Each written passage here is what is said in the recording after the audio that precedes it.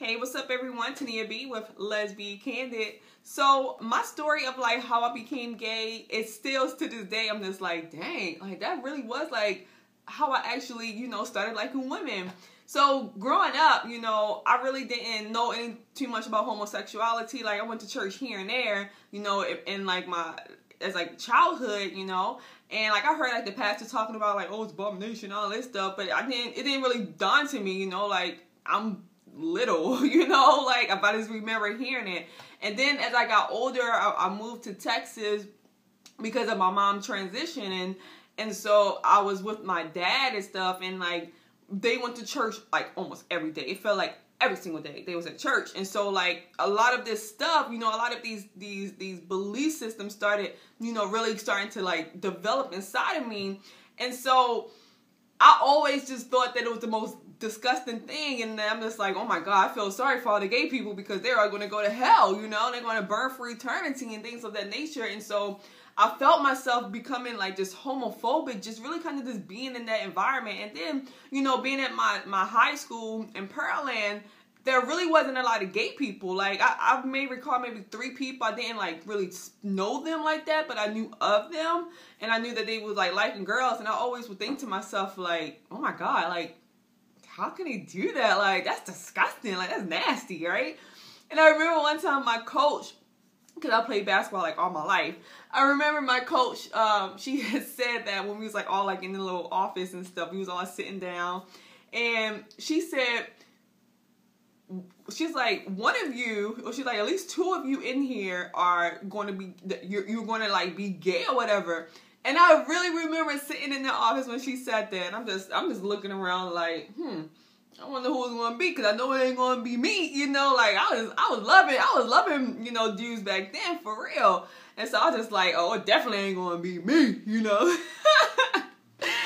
And lo and behold, like maybe, I don't know, probably like a year later or something, I was 15, I had a dream, like real talk, like I had a dream, and it was about a female who like I was like really cool with, in school, and like it was so weird in my dream. It was just like, she was like my girlfriend, and like I remember like we kissed or whatever, and I woke up, I was just like, what the fuck was that? Like what was that about? But the craziest thing is that it felt like it like implanted like a seed or something in my mind, because I began to get curious. Like I started to get curious, like it just never left outside of my mind. And from that day forward, like after that dream that I had, like of course I never like tried to pursue, my friend or anything like that. Like I never hit on like any of my friends.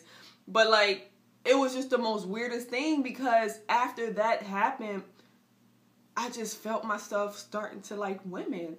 And it was extremely difficult for me for a long time, especially, growing up, in like a religious background, where they like, was just like, this was like the most horrible sin ever, and then it took a long time for me to really begin to just accept me for me and like what I like, because like, I remember when I was 18 years old and I moved to I came back to Baltimore, and I had like met a guy, right?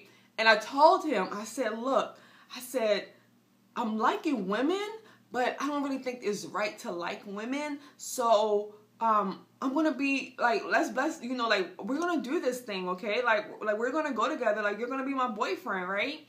And I was just like, so you're like the last shot for me. Like you're the last shot. And it was, you all, I mean, he tried, like he tried, we're still, we're still, casual acquaintances still to this day.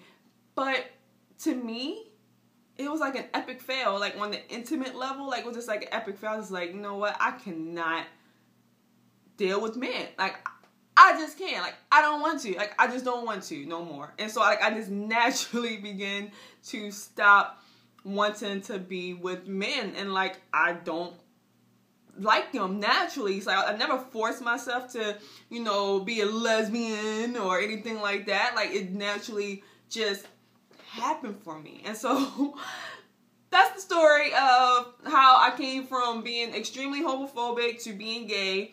I remember seeing a quote.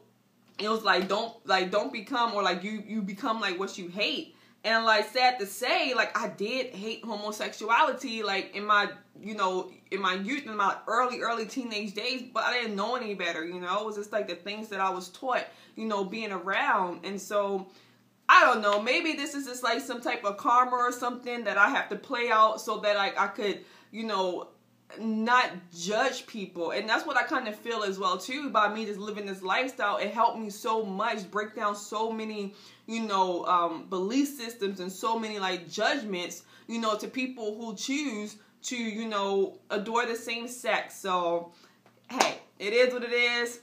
I'm still loving women. I love them so much, you know. So that's my story. I appreciate you all watching. Let me know like your story. Your like, how did you feel like you was gay, you know? Even though my brother told me that he knew I was gonna be gay like when I was like 8 years old. He's like, oh yeah, I could tell. He's like, my little sister, she gonna be gay when she grow up. I was like, what? Whatever. I didn't know, right? But yeah, but like, hey, call me, you know, on 248-7-TANIA-B, 248-7-TANIA-B. Like, I would love to just like hear like, you know, your story. Like, how did you know like you were into, you know, women and things of that nature, you know? So hit me up. Thank you for watching. Subscribe, like, share, all that greatness. Good vibes only. All right, I love you. Keep loving yourself.